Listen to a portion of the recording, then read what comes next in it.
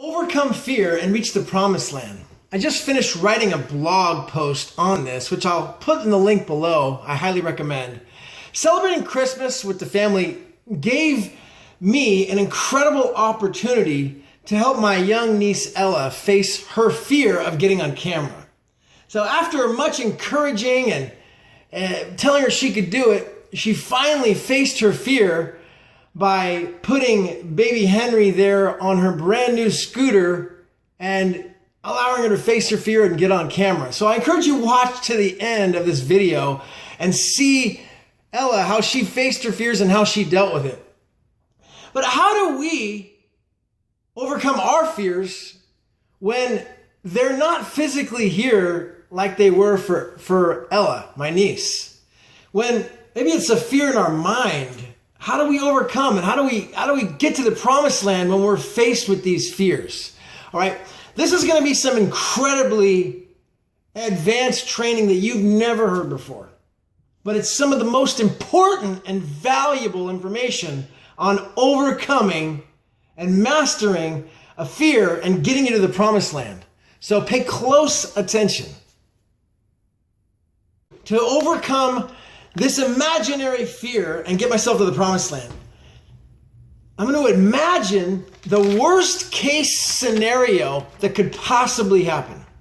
All right, so what is the worst thing that could possibly happen with this fear that I'm facing? Am I going to feel good? No, I'm not going to feel good at all. But it's going to feel bad, but I've got to flush this out. I've got to face the fear. I face the fear in my mind to flush it out. Okay, and confront the fear in my own head.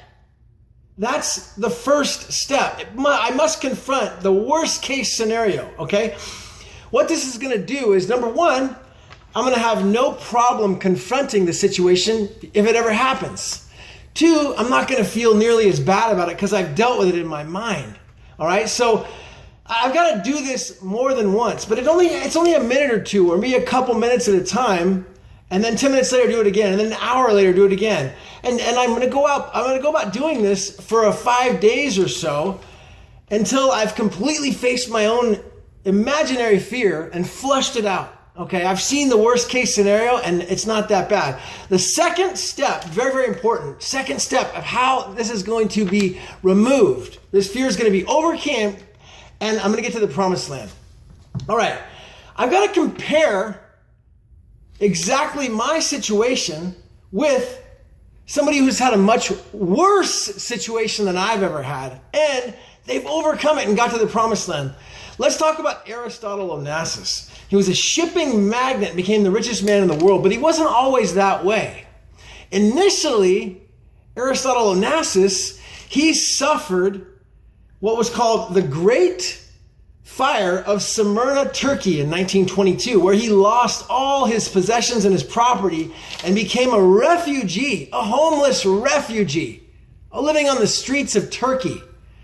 But he faced this fear in reality, and it was terrible for him. But then he became the richest man in the world, okay, by transmuting that fear, that terrible situation into greatness. So I'm going to think about someone like him and how bad he had it, how bad that was being a refugee, living on the streets, to then going on to greatness. So, wow, the place it puts me at that point is once I can compare myself to a situation like that being so bad, okay, it puts me back into a state of gratitude and bliss of how good my situation actually is, of how great my problem actually is, because it's not nearly as bad as Aristotle Onassis was, being a refugee on the streets after a great fire of Smyrna.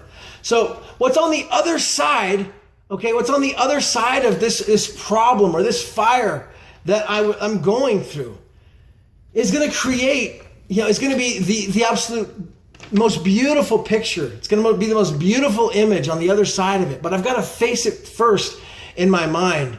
I do this to get into a place of gratitude first. So I love the line that Janis Joplin has, is freedom is just another word for nothing left to lose. Freedom is just another word for nothing left to lose. And the quote that Paul wrote in 2 Corinthians, therefore I take pleasure in reproaches, in necessities, in persecutions, in distress, for Christ's sake, for when I am weak, then I am strong. So weakness brings strength. So I encourage you to enjoy the video here of my niece Ella and how she overcame her fears of being on camera. Thank you so much for watching. Subscribe to this channel if you haven't already. Like the video and make a comment below as to what fears you're facing. We'd love to hear from you. This is Gavin Mehl. Enjoy the rest of the video. Thank you so much. Okay, so we're here with Ella Rowland, and she's camera shy, but she's going to face her fears today. Ella, why don't you tell everyone what your name is and where you're from?